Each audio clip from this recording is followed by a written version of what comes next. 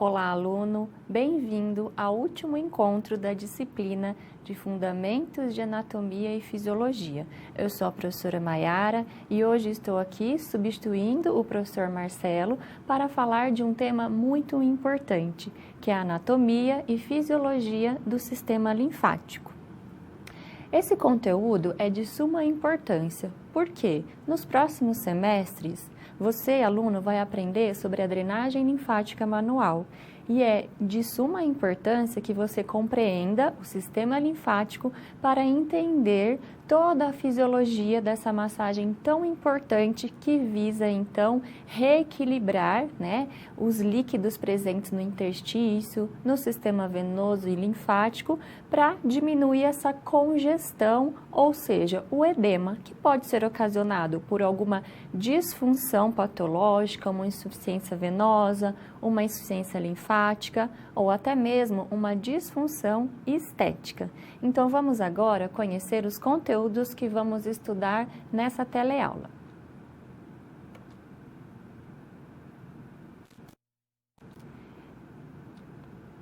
Nesse encontro, você, aluno, vai conhecer melhor sobre o sistema circulatório, vai entender então como ele funciona e a sua comunicação com o sistema linfático. Também vai compreender e entender todos os componentes que envolvem o sistema linfático, quais são as estruturas, os capilares, os vasos, pré-coletores, coletores, gânglios, troncos, ductos, ou seja, todos os componentes desse sistema tão importante, para que você entenda o funcionamento dele. Vamos também falar sobre a formação da linfa, a formação então desse líquido, quando entra dentro do sistema linfático. Então você vai compreender toda a fisiologia desse sistema tão importante, para que você então lá na frente entenda melhor a drenagem linfática manual. Então, para que você aprenda adequadamente essa técnica de massagem, que é muito importante para melhorar então essas congestões linfáticas e venosas que vão culminar com o edema, você precisa então compreender do sistema linfático, entender toda a fisiologia dele, para que lá na frente você entenda o porquê que a drenagem deve ser lenta, o porquê que essa drenagem deve ter uma pressão leve, diferente de uma massagem modeladora, para que você então sempre faça, independente da técnica de drenagem escolhida, a maneira correta, seguindo então a fisiologia do sistema linfático. Então a direção, a pressão e a velocidade devem ser respeitadas, baseados então no mecanismo e na fisiologia então do sistema linfático. E é nessa aula que você vai conhecer todos esses conteúdos importantes. Então vamos aprender um pouco sobre o sistema linfático. Vamos lá.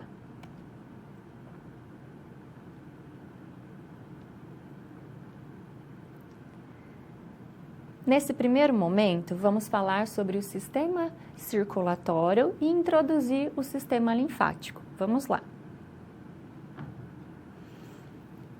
O sistema linfático ele está intimamente associado ao sistema sanguíneo e cardiovascular. Então, estes sistemas em conjunto são responsáveis por devolver ao nosso corpo esse líquido com componentes específicos e importantes para a nossa sobrevivência.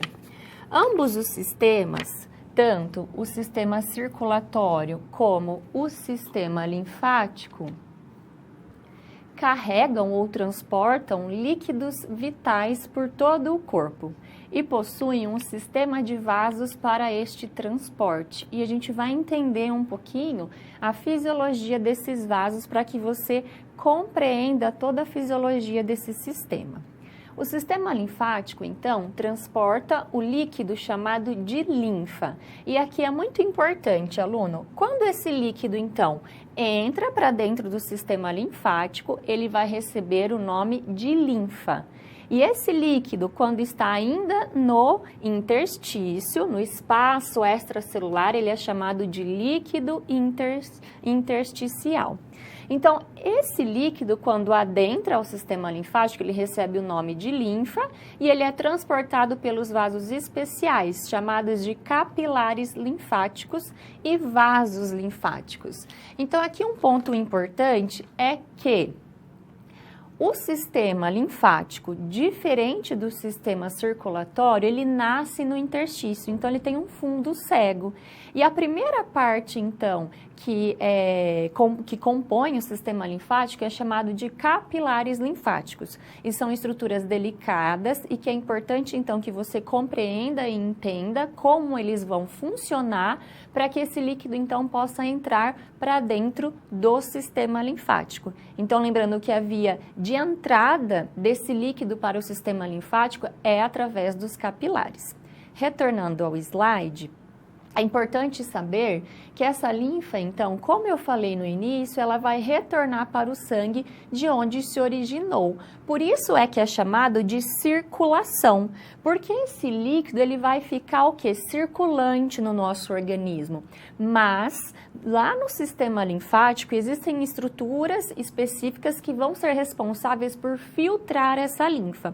Ou seja, só vai retornar ao nosso organismo o que realmente necessita e que é imprescindível para a nossa sobrevivência. Então, os dejetos do metabolismo, agentes invasores vão ser, então, através da reação imunológica do sistema linfático, vão ser combatidos e destruídos ali. Então, uma das funções do sistema linfático é participar das reações imunológicas do nosso organismo. E aqui nessa imagem, aluno, você vai perceber, então, essa comunicação entre os sistemas. Em azul, você observa o sistema venoso, em vermelho, o sistema arterial, essa circulação arterial.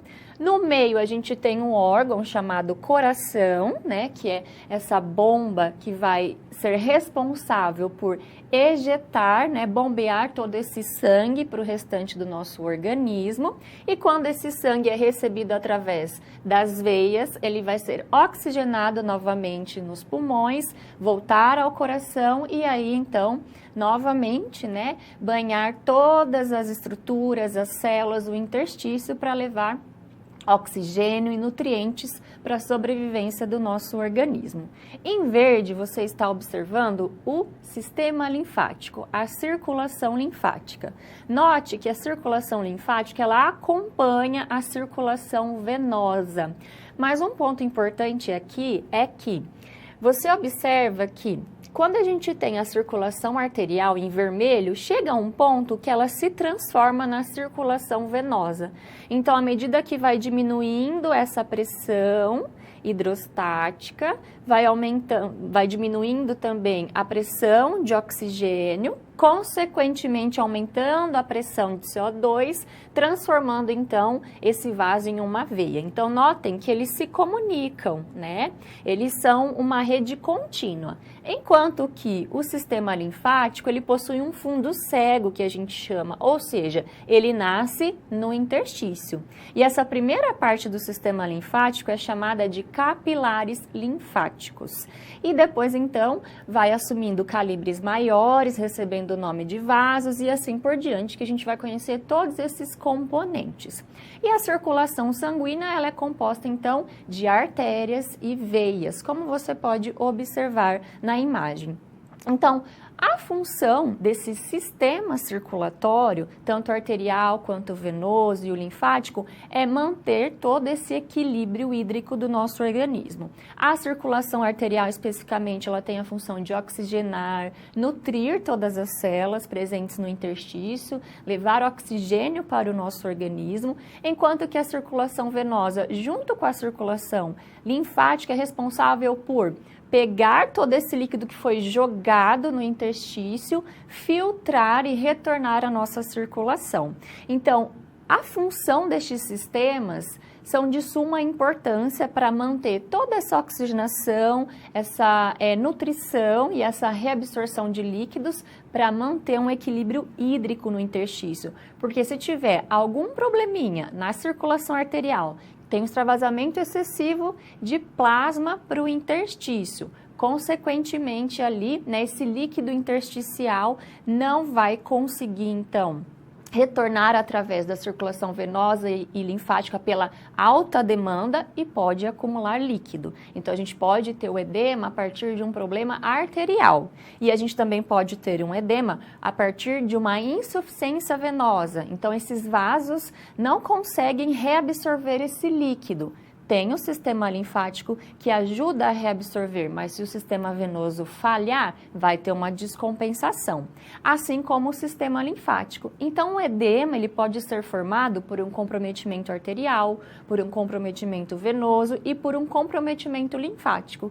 E você, aluno, é importante que entenda, então, todas as disfunções estéticas que você vai tratar, então, essas disfunções que afetam, então, o nosso corpo, a nossa face, se tem comprometimento linfático, venoso, se tem edema associado, para que você entenda, então, o que vai ser preciso fazer ali e que também entenda a fisiologia da formação desse edema. Vamos continuar. Então, o sistema linfático, ele consiste em um líquido chamado linfa, em vasos chamados vasos linfáticos, mas antes a gente tem os capilares, né? Lembrando, então, que os vasos são responsáveis por transportar essa linfa em diversas estruturas e órgãos que contêm tecido linfático, como linfócitos, dentro de um tecido de filtragem e em medula óssea. Então, junto com os gânglios linfáticos e a medula óssea, né, vai ocorrer toda a resposta imunológica do nosso organismo, em conjunto, né, com outras reações. O sistema linfático auxilia também na circulação dos líquidos corporais, como eu falei anteriormente, e ajuda a proteger o corpo contra os agentes causadores de doença. E quais são, então, essas funções específicas? Primeira delas, drenar o excesso de líquido intersticial. Então, o sistema linfático ele é responsável, né, por filtrar, drenar esse excesso de líquido junto com o sistema venoso. Então, esses vasos linfáticos drenam o excesso de líquido intersticial dos espaços teciduais e o devolvem ao sangue. Esta função conecta intimamente com o sistema circulatório. Lembrem-se, então, que eles se comunicam. Na verdade, sem esta função, a manutenção do volume de sangue circulante não seria possível. Então, seria incompatível, né, com a nossa sobrevida. Também transporta lipídios oriundos da dieta. Os vasos linfáticos vão transformar lipídios, vitaminas lipossolúveis que são absorvidas pelo sistema digestório. E também desempenham respostas imunes. O tecido linfático inicia respostas altamente específicas dirigidas contra micro-organismos ou células anormais do nosso corpo. Então, estas são algumas, né, das funções do nosso sistema linfático. As principais, então, drenar o excesso de líquido, proteger o nosso organismo, né, contra agentes invasores e também transportar algumas substâncias, né, como os lipídios oriundos da nossa dieta.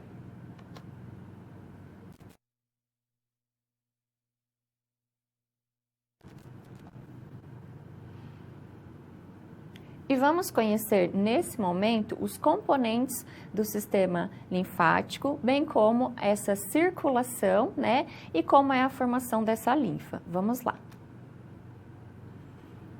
Então, os principais componentes do sistema linfático são os vasos linfáticos, e lembrando que temos também os capilares, que são estruturas com um calibre menor e mais sensíveis.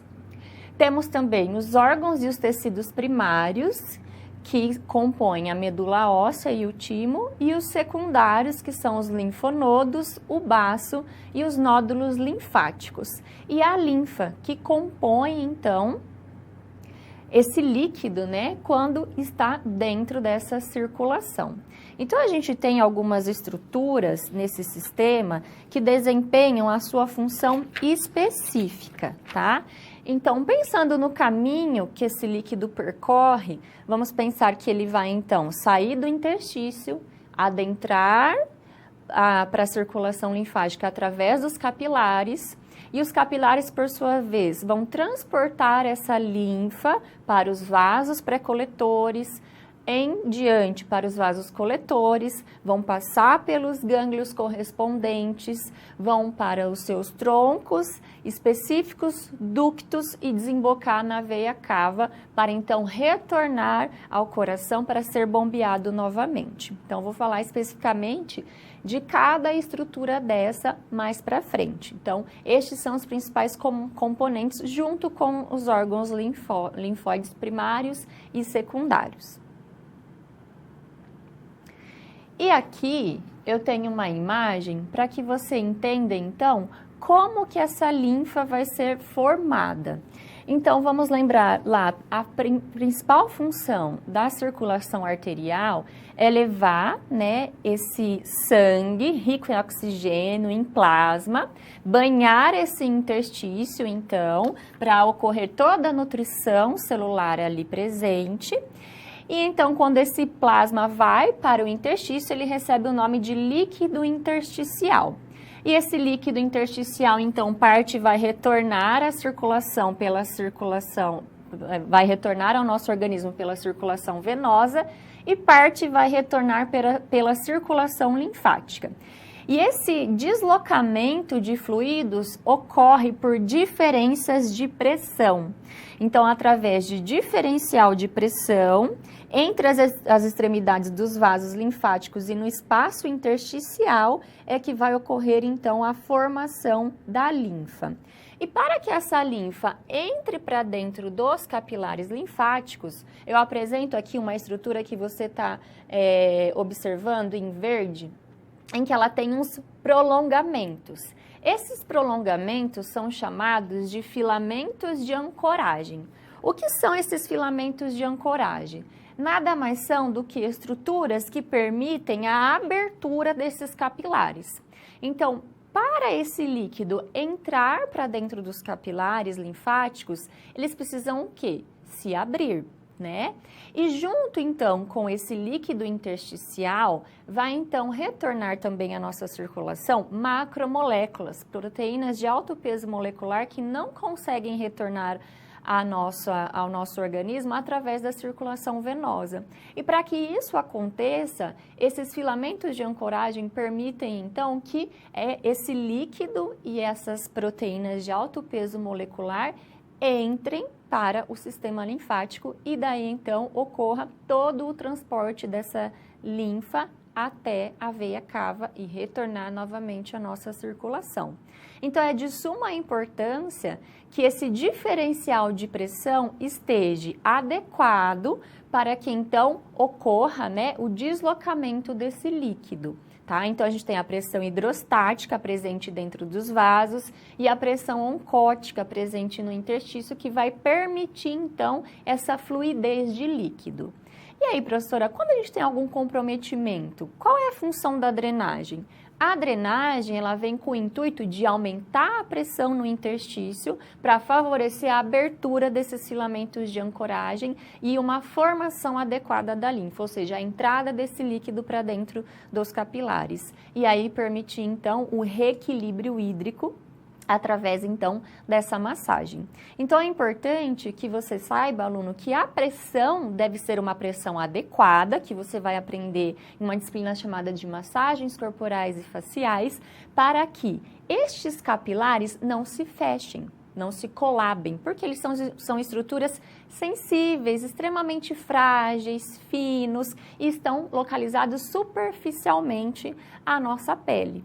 Então, se a gente exercer uma pressão forte, como da massagem modeladora, esses vasos se fecham e a gente não consegue um bom deslocamento, uma boa formação desse líquido, dessa linfa. E aí, então, a gente não vai conseguir, né, drenar, que é o grande intuito da drenagem linfática.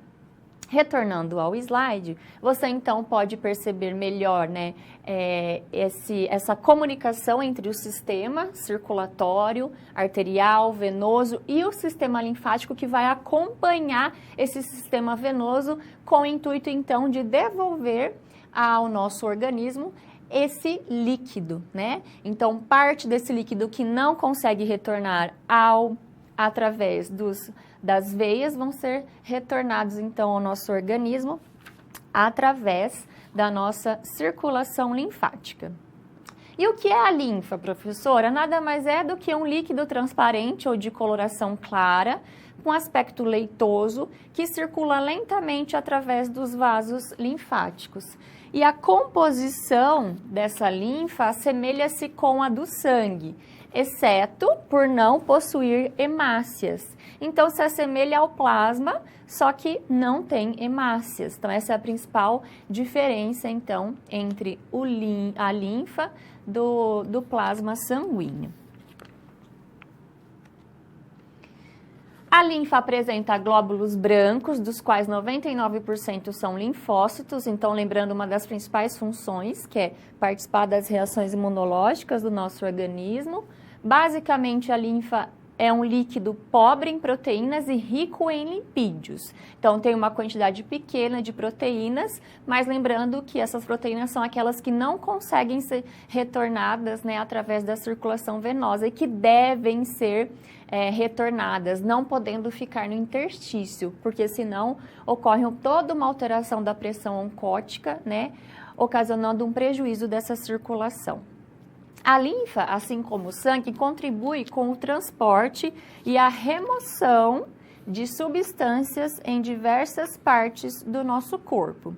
E é importante, aluno, que você saiba que esse fluxo linfático total é estimado em 120 ml por hora, entre 2 a 3 litros por dia. Então, é uma quantidade aí bem importante. E que se eu tiver um comprometimento linfático, né, às vezes uma doença realmente congênita ou adquirida que pode acontecer ocasionando um dano ao sistema linfático, então a gente vai ter a formação de um linfedema, que é aquele edema bem importante, com alteração do volume do membro afetado, que é imprescindível então que a gente trate, né, com uma boa conduta, mas com uma prescrição médica adequada, para que você então entenda qual é o mecanismo dessa formação de líquidos, né, para que você então trabalhe de maneira adequada. Mas lembrando que o que vai aparecer para você são as disfunções, né, e os comprometimentos relacionados então ao fibroedema geloide, a uma gordura localizada que pode ter uma retenção hídrica, né, um problema de retorno mesmo venoso ou linfático mediante ao tipo de trabalho que o indivíduo desenvolve ao longo do dia, que pode agravar esse retorno venoso e linfático, entre outras causas, tá? Então, o que vai aparecer normalmente são essas queixas relacionadas, então, a essas disfunções estéticas. E aqui, então, são os componentes, né, do sistema linfático. Então, lembrando que a linfa nasce, então, no interstício, né, os capilares, perdão, linfáticos nascem no interstício e que são responsáveis por receber esse líquido e que, então, vai ser chamado de linfa. A linfa, então, vai percorrer os capilares e encontrar os vasos, que são nada mais do que junções de vários capilares que vão se aglomerar ali e formar o quê? Um vaso, um calibre, né, maior, chamado de vaso pré-coletor e mais adiante vaso coletor. Durante, então, o caminho pelos vasos, essa linfa vai encontrar os linfonodos, que são estruturas que vão ser responsáveis por filtrar essa linfa, e mediante a saída dessa linfa do linfonodo, vai percorrer novamente o sistema linfático através dos vasos, desembocar nos seus troncos específicos, ductos e, por fim, a veia subclávia para retornar à nossa circulação sistêmica.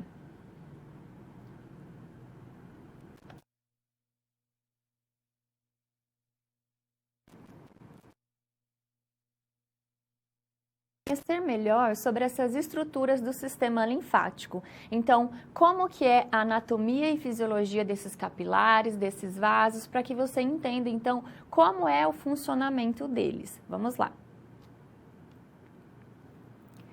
Então, lembrando que a gente tem aqui, né, todos os componentes do sistema linfático, capilares, ou também chamados de linfáticos iniciais, os vasos, que são divididos em pré-coletores e coletores, os troncos, ductos, temos 2 ductos específicos, o torácico e o linfático direito, e temos vários troncos espalhados por regiões estratégicas do nosso organismo, assim como linfonodos. Os linfonodos, eles vão se aglomerar em locais estratégicos do nosso corpo, que depois vocês vão entender o porquê. E temos então a linfa, né? Esse líquido que se assemelha ao plasma sanguíneo. A diferença aqui é que a gente não tem hemácias. Então vamos conhecer melhor sobre os capilares.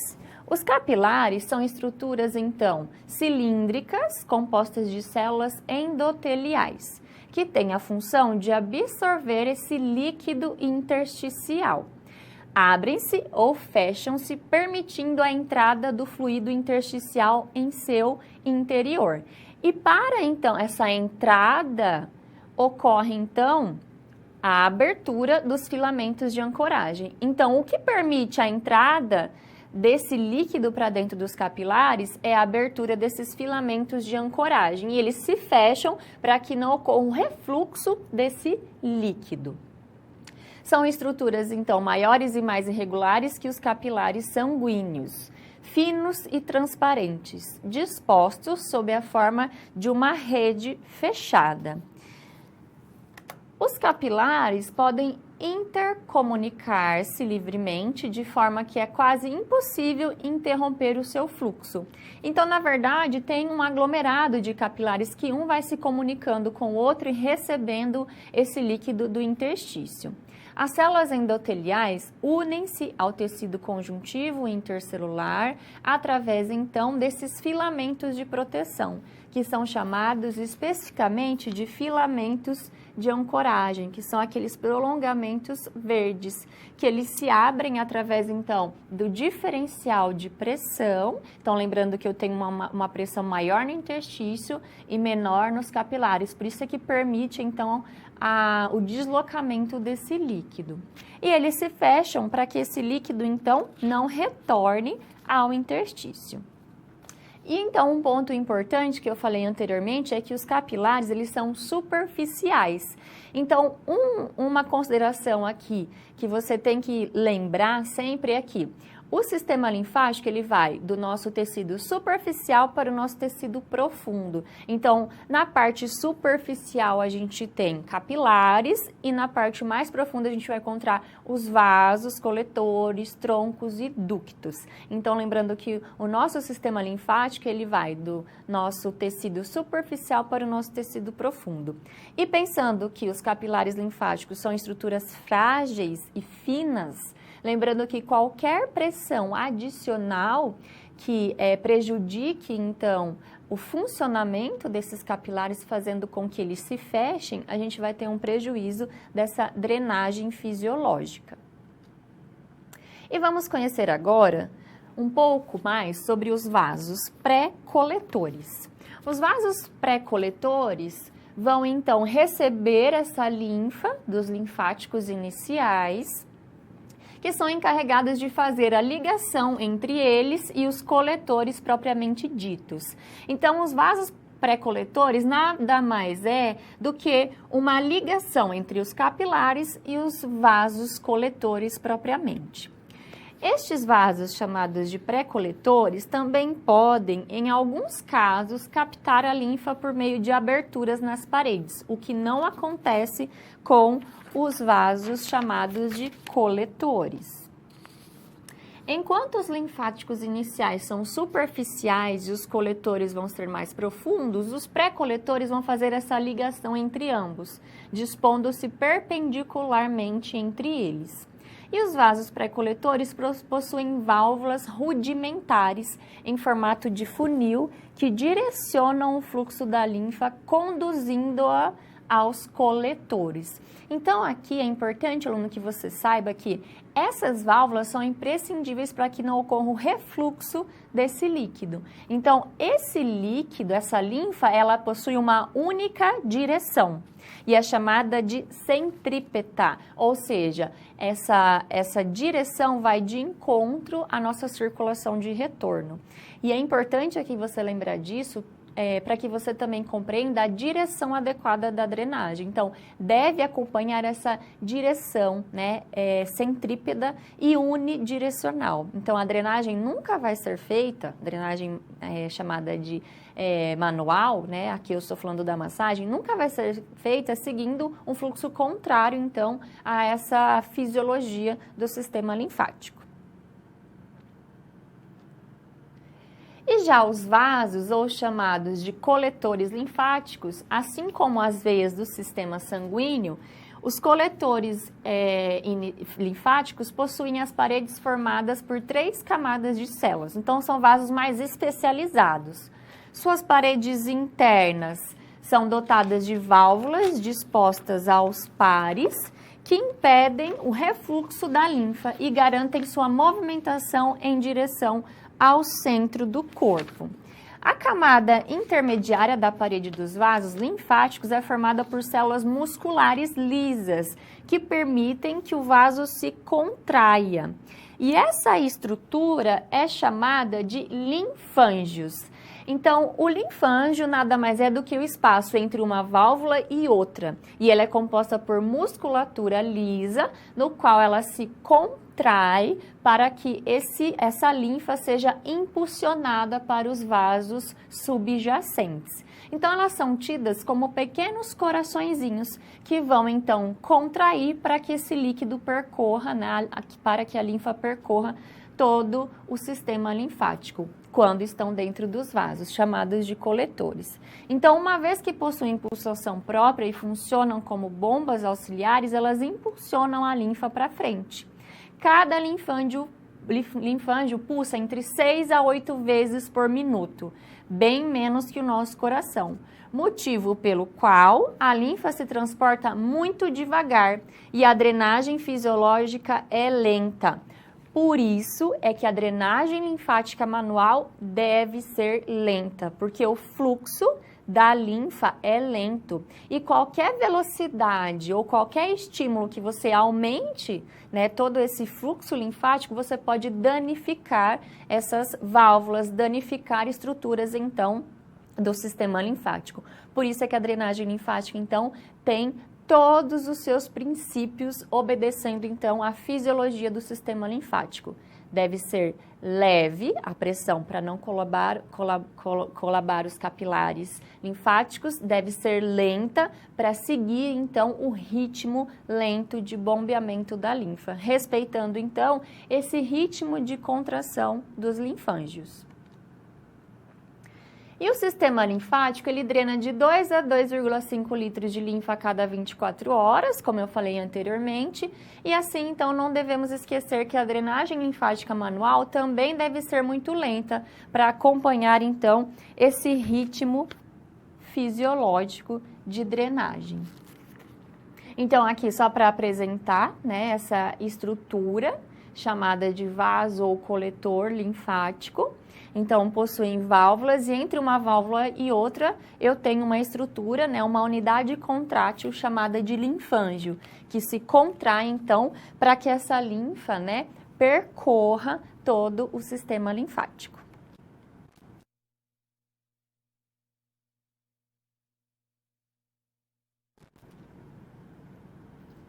Vamos, então, agora à primeira resolução da nossa situação problema, relacionado à drenagem linfática manual. Vamos conhecer. Paciente do gênero feminino, 27 anos, leucoderma, gozando de uma boa saúde geral, procurou atendimento para a realização de cirurgia plástica de bichectomia, o que está na moda hoje em dia, né, para melhorar esse contorno facial.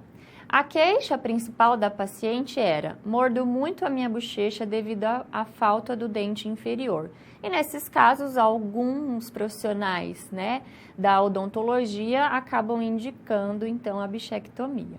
Após a realização de exame clínico e anamnese detalhada, constatou-se a necessidade de realizar, né, implante unitário nessa região e a bichectomia. Sendo assim, solicitou-se à paciente a realização dos exames pré-operatórios para a realização dessa cirurgia.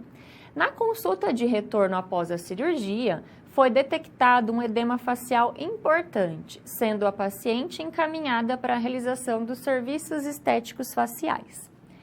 Nesse caso, essa cliente teve um edema decorrente do trauma cirúrgico, tanto do implante dentário quanto da bichectomia. Nesse momento, após um trauma, após um procedimento cirúrgico, é normal que ocorra o edema. E, na verdade, é uma resposta fisiológica do nosso organismo mediante a essa agressão. E esse edema tem uma função específica, que é de ajudar nesse processo de cicatrização. É através desse líquido que vai chegar a todas as estruturas importantes, as células que vão ser responsáveis, então, por reparar essa injúria tecidual. Só que nesses casos de uma cirurgia plástica ou de qualquer outro procedimento agressivo que cause esse edema, devemos entrar com a drenagem. Por quê, professora? Se esse edema persiste ali, pode ocorrer uma das complicações mais comuns em um pós-operatório, que é a formação de fibroses. Então, esse edema deve ser o quê? Controlado. De indivíduo para indivíduo pode variar essa formação. Em alguns indivíduos tem uma formação exacerbada, outros não. E a drenagem, então, vai vir para controlar esse edema, para melhorar todo esse processo de cicatrização e evitar a formação de fibroses. Então, nesse caso, o edema foi instalado mediante ao trauma cirúrgico, o que é esperado e necessário para o processo de cicatrização. E o nosso papel é melhorar, controlar esse edema para evitar as suas complicações. Então, antes de iniciar qualquer tratamento de drenagem linfática manual, é necessário realizar o esvaziamento das cadeias de linfonodos. Então, o que é isso, professora? Vocês vão conhecer mais especificamente, né, todas as manobras de drenagem linfática na disciplina de massagens corporais e faciais. Mas dependendo da técnica de drenagem, sempre inicia com o esvaziamento ganglionar, que são estruturas que estão localizadas em pontos estratégicos. Na face, especificamente, se encontra nessa região inframandibular, região auricular, que vão ser estruturas que vão receber toda essa linfa, que vão ser responsáveis por filtrar, então, esse líquido, essa linfa. E é importante você iniciar com um estímulo, que normalmente é um estímulo de bombeamento ou um estímulo circular, dependendo da técnica escolhida. Mediante a esse estímulo ganglionar, você vai então posicionar adequadamente essa cliente, não esquecer que você tem que sempre usar a ação da gravidade para favorecer todo esse retorno linfático e junto com a drenagem, com a direção específica, com a velocidade, com a pressão específica, você vai então melhorar, né, essa formação de linfa, ou seja, diminuir esse líquido presente no interstício que está ocasionando o edema ali e drenar, né, melhorar todo esse fluxo de líquido do interstício para o capilar linfático. E junto com a drenagem, além da melhora do retorno linfático, você também vai melhorar a circulação venosa. Não é um intuito, mas você acaba melhorando também. Então, vamos retornar ao slide. Cada manobra de bombeamento ou de deslizamento, que são manobras que você também vai conhecer mais para frente, então, dependendo da técnica de drenagem, a gente vai utilizar deslizamento, bombeamento, movimentos circulares, que vão estimular o fluxo e a formação, então, dessa linfa. Movimentos lentos e suaves, como eu disse anteriormente, com intervalo de tempo de 1 e 1,5 segundos entre cada movimento. Isso na prática, nas próximas disciplinas, você vai entender bem como é que você vai realizar essa drenagem linfática, que é tão importante para melhorar o edema, especificamente mediante, então, a essa agressão cirúrgica ao trauma cirúrgico que vai formar o edema e que é esperado. O nosso papel é controlar esse edema para que não ocorra o agravamento dele e, então, as consequências, como a fibrose.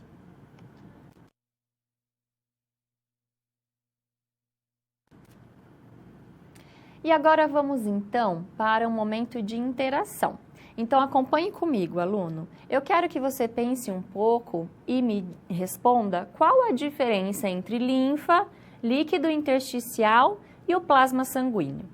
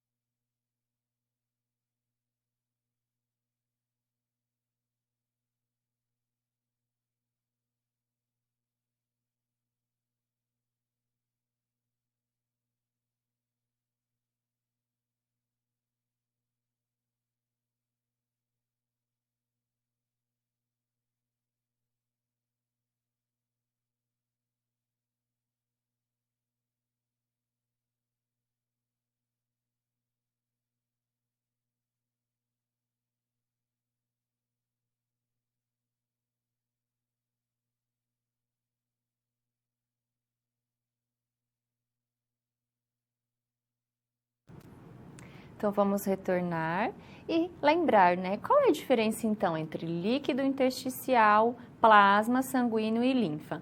Bom, o líquido intersticial é o líquido contido no interstício. A linfa é esse líquido quando ele entra no sistema linfático, que ele é incolor, tem um aspecto viscoso, leitoso, com pouca quantidade de proteínas, mas com uma grande quantidade de lipídios. E lembrando que a única diferença entre a linfa para o plasma sanguíneo é que na linfa a gente não tem plaquetas, mas é semelhante ao plasma sanguíneo, ok? Então, essas são as principais diferenças, né, entre estes líquidos presentes no nosso organismo.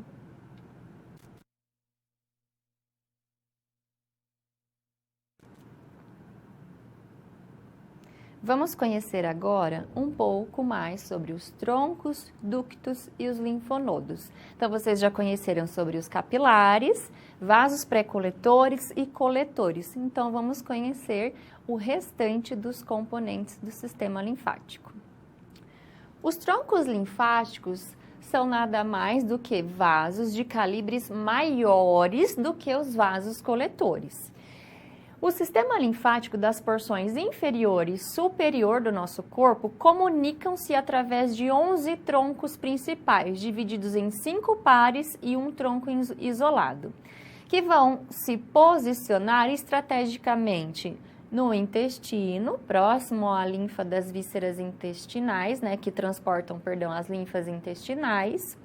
Os troncos lombares direito e esquerdo, que vão drenar membros inferiores, sistema urinário e genital. Os troncos broncomediastinais, direito e esquerdo, que vão transportar a linfa da região do mediastino, dos brônquios e dos pulmões. Os troncos subclávios, direito e esquerdo, que recebem a linfa dos quadrantes torácicos superiores, glândulas mamárias, membros superiores e drenam os linfonodos axilares também. E os troncos jugulares, direito e esquerdo, vão drenar os linfonodos da cabeça e do pescoço. Então, lembrando que esses troncos recebem a linfa de regiões específicas do nosso corpo. Nada mais são do que vasos maiores, que vão receber todo esse fluxo. Por que tem que ser vasos maiores, professores, de calibre maior? Porque eles recebem quantidade de linfa de vários vasos coletores. Então, normalmente eles são calibres maiores para dar conta, então, de receber toda essa linfa. E os troncos descendentes intercostais direito e esquerdo, que vão drenar a região profunda do tórax posterior. Então, estes são os troncos espalhados, né, pelo nosso tronco. Os troncos linfáticos, né, especificamente a junção dos troncos intestinal, lombares, intercostais, descendentes, formam um vaso coletor chamado cisterna do quilo e que desembocam a linfa proveniente do intestino, normalmente carregados de gordura e que por esse motivo têm uma coloração mais esbranquiçada. Então, aqui uma imagem para que vocês, então, conheçam melhor sobre esses troncos. Então, em azul, vocês conseguem visualizar, né? Aqui na parte de cima, a gente tem o tronco jugular direito e esquerdo. Então, a gente tem esses troncos, né, que vão receber a linfa de pontos estratégicos do nosso organismo. Tronco mediastinal, o tronco intestinal mais abaixo e assim por diante. E os ductos, professor, o que são? Os ductos são a porção final, vamos pensar assim. Então, pensem comigo, se é a porção final, então vamos pensar a quantidade de linfa que essa estrutura vai receber. Então, é óbvio que vão ser calibres maiores, que vão receber, então, essa linfa dos seus troncos específicos. Então, aqui, o ducto linfático direito vai drenar, então, a linfa proveniente do membro superior direito, hemitronco direito e pescoço e cabeça do lado direito. Então, a perna do lado direito não é drenado pelo ducto linfático direito.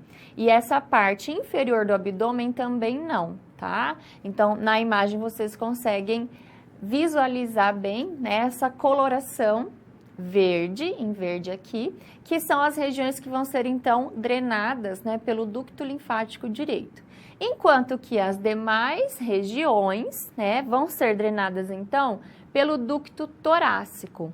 Então, o ducto torácico vai receber a linfa proveniente dos membros inferiores, direito e esquerdo, hemitronco esquerdo, do membro superior esquerdo e do pescoço e da cabeça do lado esquerdo. Então, na imagem você consegue visualizar através da coloração, né? Então, o ducto torácico recebe uma quantidade bem maior de linfa quando comparado ao ducto linfático direito, tá? Então, são estruturas importantes, né? Que recebem, então, toda a linfa dos troncos, né?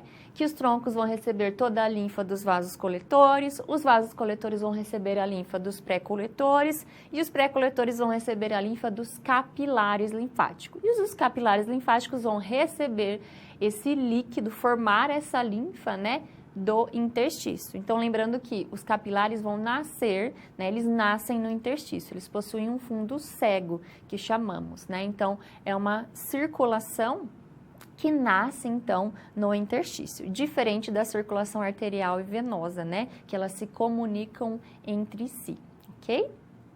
E por último, né, a gente vai conhecer uma estrutura muito importante, chamada de linfonodos ou gânglios linfáticos. Vamos lá.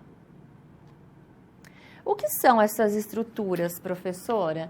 Nada mais são do que pequenos órgãos, né, redondos ou ovais, localizados ao longo dos vasos linfáticos. Geralmente, encontrados em grupos, então nunca sozinho, e recebem a linfa de várias regiões do nosso corpo. Então, por exemplo, na região de membro inferior, o aglomerado que eu tenho mais importante de linfonodos fica na virilha, que vai receber toda a linfa do membro inferior. Tem a presença de vasos aferentes e eferentes. O que significa isso, professora? Tem vasos que chegam aos gânglios, que são chamados de aferentes, e vasos que saem do gânglio, que são chamados de eferentes. E essa estrutura, ela vai ser responsável por filtrar. Então, ela funciona como se fosse uma peneirinha do sistema linfático. Por quê? Dentro destes linfonodos ou desses gânglios linfáticos, eu tenho linfócitos e macrófagos, que vão participar das reações imunológicas do nosso organismo. Então, essa estrutura é imprescindível, porque é ali que vai ocorrer toda a filtração, toda a reação, né, imunológica do nosso organismo, a destruição de qualquer agente invasor que possa, né, estar ali querendo, né, encontrar o nosso organismo e aí disseminar, por exemplo, uma infecção, né? Então, o sistema linfático é imprescindível para manter, então, o nosso organismo protegido através, então, da função, né, imunológica dos gânglios linfáticos. Então, mediante, né, a localizações específicas, eles vão receber, então, a linfa, né, de determinadas regiões do nosso corpo. Então, a gente tem gânglios espalhados na região da virilha, que vão receber toda a linfa de membros inferiores. Temos os gânglios, a cadeia ganglionar importante na região axilar, que vai receber toda a linfa do membro superior e assim por diante. E essas estruturas, então, é que vão ser estimuladas previamente à drenagem linfática manual, dependendo da técnica escolhida.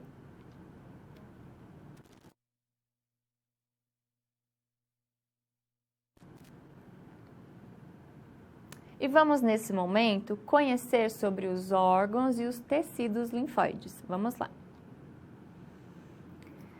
Então, eu disse no início da aula que a gente tem os órgãos primários e os secundários. Então, a gente tem a medula óssea, o timo, os linfonodos, nódulos linfáticos, que eu não gosto desse nome, porque nódulo me lembra de uma formação tumoral, né, benigna, um nódulo, mas tem essa descrição na literatura. E o baço, tá? Então, estes são estruturas, né, órgãos e tecidos linfáticos que compõem também esse sistema linfático. Então, a medula óssea, ela é encontrada na cavidade dos ossos esponjosos e no canal medular dos ossos curtos e longos. No adulto, existem dois tipos de medula óssea, a amarela, rica em células adiposas, e a vermelha, rica em hemácias, que são sintetizadas ali. A medula óssea é o único ambiente que sustenta a proliferação, diferenciação e liberação de células sanguíneas. Então, essa estrutura é importantíssima para formar todas as células sanguíneas do nosso organismo. Ali são formadas as células que darão origem às células sanguíneas, ou seja, os eritrócitos, os leucócitos, as plaquetas, além de formarem também os linfócitos. Então, a medula óssea é que vai formar todas essas células que são imprescindíveis para a nossa sobrevivência e os linfócitos para as reações de defesa do nosso organismo. Então, qualquer doença degenerativa ou que altere a medula óssea deixa o nosso organismo suscetível a infecções, né, a proliferação de agentes invasores, ou seja, né, a gente deixa o nosso organismo ali aberto, né, para todas as infecções e assim por diante. E também, né, a alteração também plaquetária do nosso organismo. Já o timo é um órgão bilobado, ou seja, possui dois lobos, como um caroço de abacate, localizado no mediastino do tórax, entre os pulmões e acima do coração. Nos recém-nascidos e nas crianças, é um órgão de tamanho relativamente grande, que diminui bastante após a puberdade. O timo contém linfócito T, que são células timodependentes, que atuam na imunidade. Então, junto com a medula óssea, também vai ajudar, né, nas reações imunológicas do nosso organismo. Os linfócitos do timo são formados na medula óssea e vão migrar para o timo, onde se proliferam e se diferenciam antes de serem transportados para outros órgãos do corpo. O timo é considerado uma glândula endócrina, porque secreta hormônios que estimulam os linfócitos T depois que eles deixam esse órgão. O baço, localizado na região superior esquerda, abaixo do diafragma, é considerado a maior massa isolada de tecido linfóide do corpo. Funciona como um filtro para o sangue. O baço também tem a função de destruir os eritrócitos, glóbulos vermelhos, que envelhecem, e ainda provedor de anticorpos que garantem a nossa imunidade, produzindo também linfócitos e macrófagos. Embora exerça funções bastante importantes no nosso organismo, ele não é considerado um órgão vital.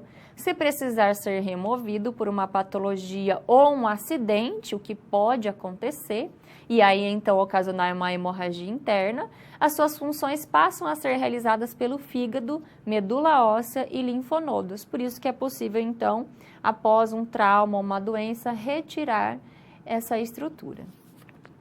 E as tonsilas, né? As amígdalas ou tonsilas palatinas, as adenoides ou tonsilas faríngeas e as tonsilas lingais, né? Inguinais, ou são órgãos linfáticos de menor tamanho, desenvolvidos então na infância, localizados na mucosa faríngea.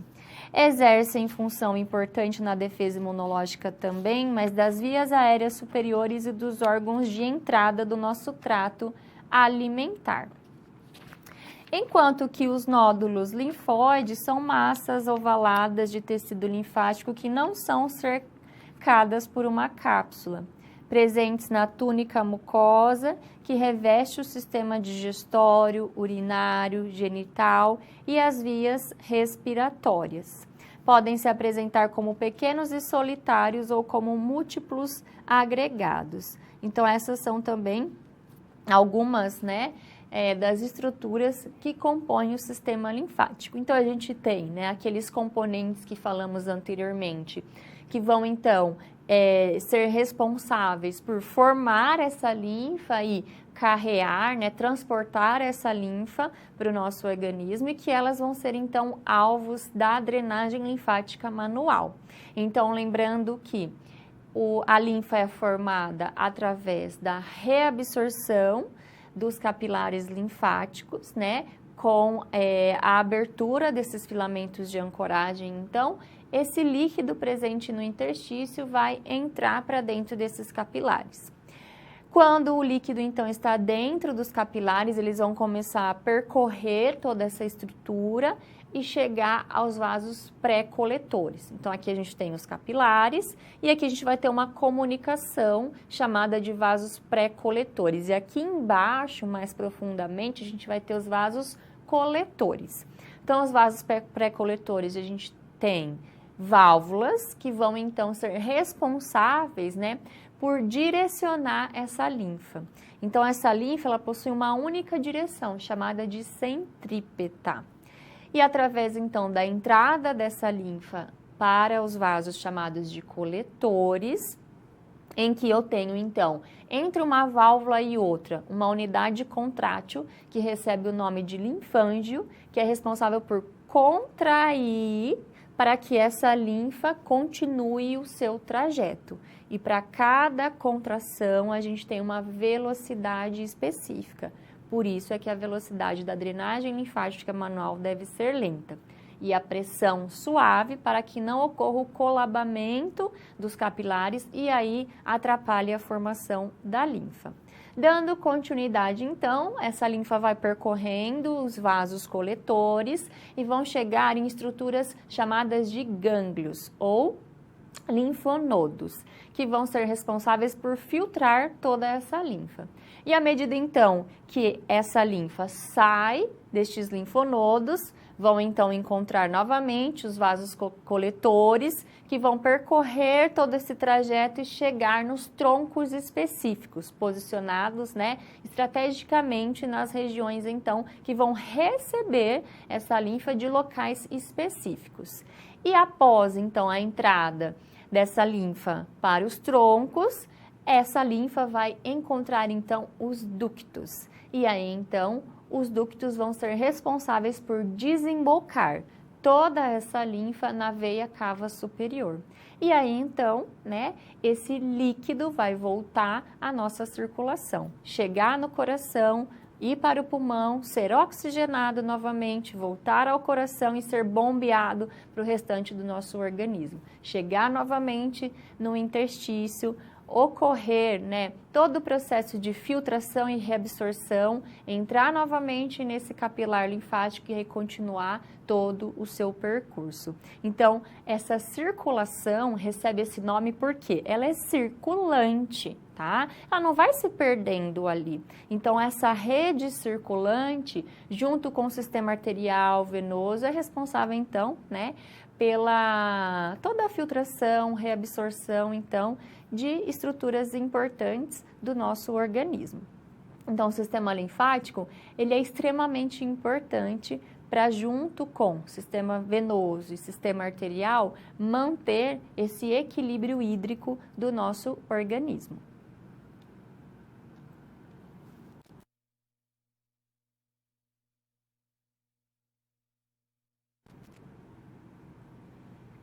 E vamos agora falar um pouco sobre a formação do edema. O edema pode ser formado por vários motivos. Então, a gente vai conhecer algumas das causas, mas existem muitas causas e que quando você, então, encontra um cliente que apresente um edema, né, um edema visível ali, é importante uma boa avaliação. E se você não tiver o conhecimento adequado, encaminhar para o médico para avaliar realmente o que está acontecendo. Então, vamos conhecer um pouquinho, né, de como se forma o edema e quais são, então, as doenças ou as alterações que podem, então, ocasionar essa formação de líquido, né, esse excesso de líquido no interstício. Vamos lá. Então, existem situações em que a carga linfática obrigatória aumenta, como durante uma atividade física, por exemplo, ou quando estamos em um local muito quente. Então, é normal ocorrer essa retenção hídrica. Para essas situações, o nosso sistema linfático conta com uma reserva funcional e consegue realizar, então, satisfatoriamente essa função de drenar, removendo esse excesso de líquido que extravasou para o meio intersticial. Todavia, se essa carga linfática obrigatória aumentar, além da capacidade do sistema linfático transportar todo esse líquido, teremos então a formação do edema. Fazendo uma comparação bem grosseira, é uma situação parecida com a de uma enchente. Então, quando chove demais e não ocorre a drenagem eficiente da água, acontece um transbordamento. E é o que às vezes pode acontecer. Então, ocorre um comprometimento ali mediante a uma formação excessiva de líquido. Vou dar um exemplo. Aumento da permeabilidade do capilar arterial. Então, ocorre um aumento da reabsorção, um aumento, então, dessa absorção, dessa filtração, desculpa. Então, a saída desse líquido, né, desse plasma excessivamente para o interstício, vai o quê? Sobrecarregar, né, sistema linfático e sistema venoso. Então, a gente vai ter ali a formação de um edema, que pode ser por um aumento da permeabilidade dos capilares arteriais. Vou dar um exemplo. No fibroedema geloide, a famosa celulite, por ação do estrogênio, ocorre o aumento da permeabilidade dos capilares arteriais e uma filtração excessiva, ocasionando, então, uma descompensação. E não só isso, outras alterações ali que vão comprometer essa reabsorção de líquido, comprometendo então a função do sistema linfático e sistema venoso. E a gente vai ter ali um edema, que é muito comum e característico no fibroedema geloide, a famosa celulite. Portanto, a drenagem linfática manual deve sim ser colocada nos protocolos de tratamento do fibroedema geloide, porque nada mais é do que um comprometimento venoso, circulatório, que está ocasionando então uma descompensação e um desequilíbrio hídrico no interstício, ocasionando esse prejuízo da circulação linfática, formando o edema ali. E mediante a esse edema, a gente vai ter também, junto com a ação do estrogênio, mudança na consistência da matriz intersticial, que vai piorar a fluidez, a reabsorção desse líquido, piorando e agravando esse edema, entrando num ciclo vicioso. Junto com isso, alteração das trocas metabólicas, aumento das células de gordura, que externamente a gente vai visualizar as irregularidades da pele. Então, é de suma importância, aluno, que você entenda e compreenda a anatomia e a fisiologia do nosso organismo. Na aula de hoje, principalmente, eu fui dando exemplos, né, durante, então, esse encontro de possíveis, né, comprometimentos ou possíveis casos que você pode encontrar lá na frente, na sua futura profissão. Então, para que você compreenda todas essas alterações e saiba tratar, você precisa entender da anatomia e a fisiologia do nosso organismo. Então, uma das causas da formação de edema é, né, por uma formação excessiva, né, ou por um aumento no processo de filtração. Então, uma permeabilidade aumentada do capilar arterial. Então, uma das causas da formação do edema. Então, eu posso ter um edema mediante um aumento da pressão arterial ou obstrução venosa. Então, aqui, por uma insuficiência venosa, por exemplo. Então, vamos falar aqui da insuficiência venosa. O que pode acontecer, professora? Por que forma o edema? Mediante, então, esse comprometimento venoso, vamos pensar. Lembra que eu disse a você que o sistema linfático e o sistema venoso são importantes porque eles é que vão manter esse equilíbrio hídrico. Então, pensando que o capilar arterial jogou uma quantidade adequada de líquido no interstício, não em excesso, adequada, mas se eu tiver um comprometimento venoso, ou seja, essa circulação está insuficiente, mediante a uma varizes, mediante a um trombo, por exemplo, a formação de um coágulo que está interrompendo esse fluxo, que está também com uma válvula danificada, que vai comprometer todo o fluxo e também essa filtração, eu vou ter o quê?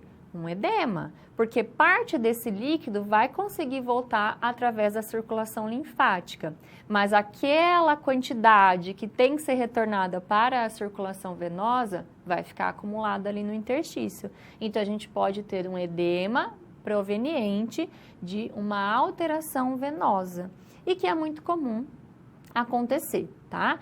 Então, é importante que quando esse cliente chega, né, com uma disfunção, né, com uma insuficiência venosa, que tenha a carta de liberação para receber a drenagem linfática. Porque você não sabe, né, se ele passou por uma consulta médica recente, porque as insuficiências venosas também podem ser fatores de risco para formação de trombose. Tá? O que é a trombose, professor? É a formação de um coágulo, né, dentro do vaso venoso. E se esse coágulo, mediante ao estímulo da massagem ou, né, ao movimento ali que o indivíduo faz, mas pensando no atendimento, na drenagem, esse movimento, essa massagem aumenta esse fluxo de retorno, ajuda nesse fluxo de retorno, em algum momento pode ocorrer o deslocamento desse trombo. E aí essa plaquinha de coágulo vai começar o quê? Percorrer toda a circulação venosa e causar uma trombose, né? Ou uma complicação mais importante ainda, que é um tromboembolismo pulmonar. Chega então até o pulmão e aí ocorre, né, um comprometimento das funções respiratórias, de oxigenação e o paciente pode ir a óbito. Então é muito importante que você sempre faça uma boa anamnese, que a gente vai falar também nas próximas disciplinas sobre esse processo de avaliação, o quão importante ele é. Continuando, a gente tem um aumento das proteínas intersticiais também, por um prejuízo, né, na reabsorção delas através do capilar linfático, por exemplo. Então, se eu aumento a quantidade de proteínas intersticiais, o que significa, professora? Eu tenho uma alteração da pressão ali. Por quê? As proteínas têm uma característica hidrófilas, elas atraem água e aí eu prejudico ainda mais essa circulação, né? Eu prejudico ainda mais aumentando a quantidade de líquido ali contida no interstício. Diminuição das proteínas plasmáticas, obstrução de vasos linfáticos, por exemplo, filariose, ou até um linfedema, né, mediante uma alteração congênica, por exemplo, ou adquirida, né, mediante aí a uma lesão decorrente de um acidente, danos nos linfonodos e ou vasos linfáticos, que pode acontecer pós-cirurgias, pós-radioterapias, que, né, dentro de um tempo ali ocorre a regeneração. Mas, por exemplo, mediante uma destruição de linfonodos, como é o caso da retirada numa mastectomia radical, se tiver um comprometimento desses gânglios, né? Então, sempre quando o indivíduo faz uma mastectomia, é feita uma biópsia dos linfonodos axilares, porque estão muito próximos ali. E se já tiver, então, uma invasão tumoral, é retirada parte desses gânglios e aí tem todo um comprometimento circulatório ali. E essa mulher, né, ou esse homem, o que não é comum, mas homens também podem ter câncer de mama, vai ocasionar ali, né, um linfedema, mediante então essa retirada dos gânglios linfáticos axilares. Então, a gente pode ter um edema renal, por exemplo, né, proveniente através dos rins. O organismo passa a excretar uma grande quantidade de proteínas, diminuindo então a pressão dentro dos vasos, ocasionando todo um comprometimento desse equilíbrio hídrico e tem então um edema renal. Então, sempre quando chegar um cliente para você, faça uma anamnese para saber se ele não tem nenhum comprometimento ou nenhuma doença associada. Edema da fome, o que é isso? Regimes muito drásticos, a pessoa passa a sofrer carências nutricionais e o sangue deixa de receber proteínas e pode ter um edema. Mas aqui, gente, é em casos assim extremos de desnutrição, ok? Perda de proteínas pelo intestino, então doenças do intestino podem levar também à perda de proteínas. São algumas, né, dos tipos de edemas que podem existir. Edemas provenientes de queimaduras graves, então com eliminação pela superfície cutânea de grandes quantidades de líquido contendo proteínas, tem toda uma alteração, então, desse equilíbrio hídrico. Hipertrofia vascular, é o caso das varizes inflamadas e flebites. A insuficiência venosa leva ao edema dinâmico. Insuficiência cardíaca, então o músculo cardíaco fica enfraquecido, resultando em um aumento da pressão no sistema venoso e impedindo o retorno dos líquidos do vaso. É aquele tipo de edema que está presente em um membro só, não nos dois, tá? Então é típico de insuficiência cardíaca.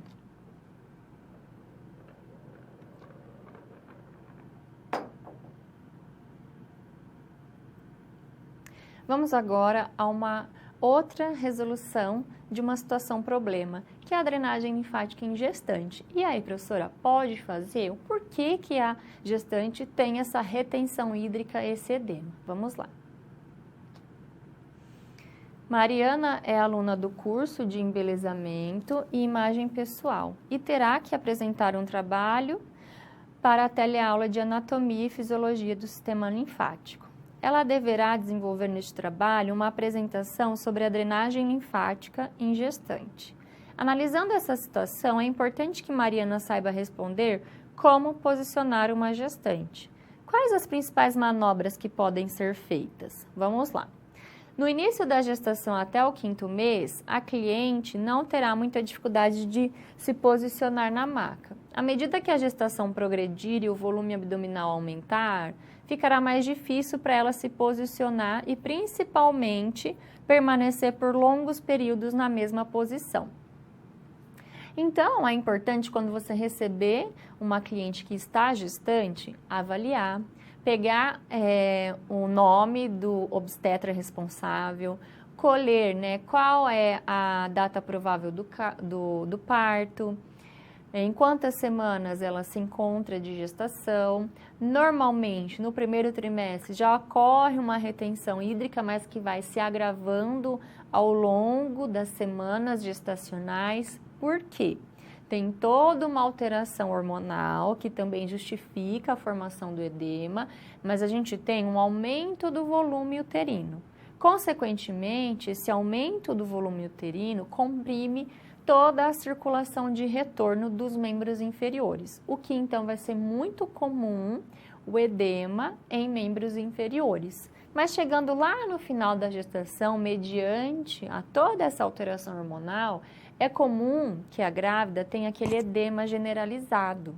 E esse edema generalizado vai vir principalmente na região da face, tornozelos, que são, especificamente essas extremidades locais que vão ter um déficit mais importante de circulação.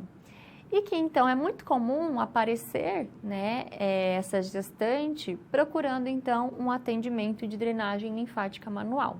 E qual o posicionamento dessa cliente a gente vai então adotar? Um posicionamento confortável.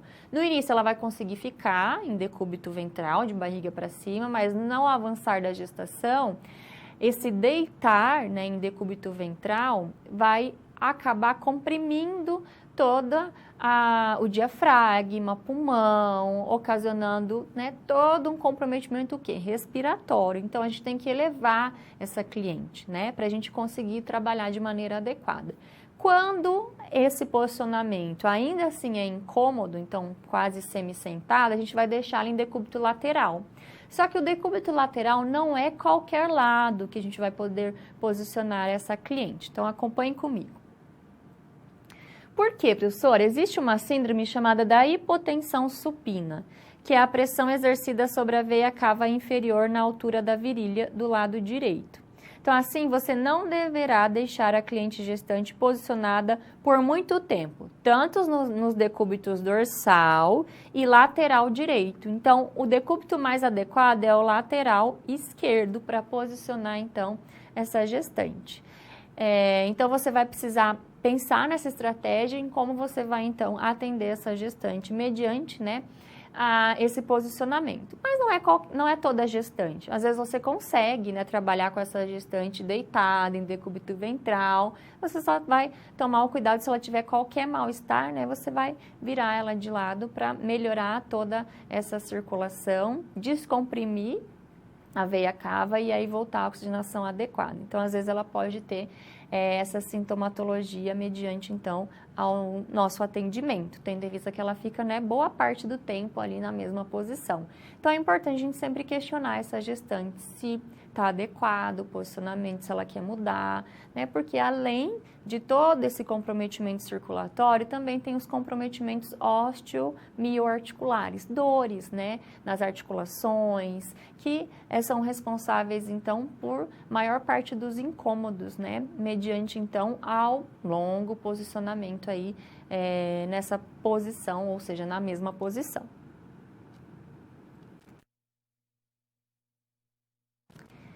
E nesse momento, então, antes de finalizar a aula, vamos então ao momento de perguntas. E eu espero que você, aluno, me mande as suas dúvidas via o seu tutor presencial.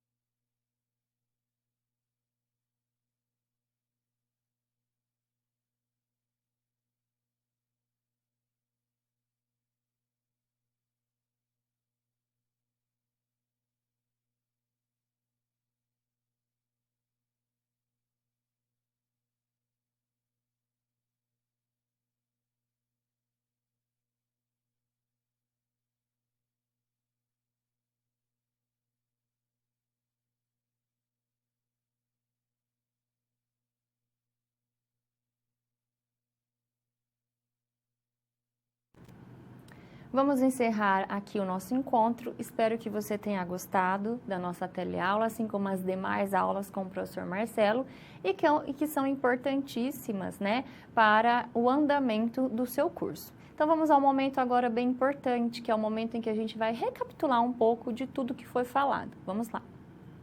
Então, falamos sobre o sistema circulatório, definimos o sistema linfático e falamos também das principais funções desse sistema tão importante. Lembrando que as principais funções é de drenar, né, o líquido intersticial, participar nas reações de defesa do nosso organismo e transportar algumas substâncias como lipídios e proteínas.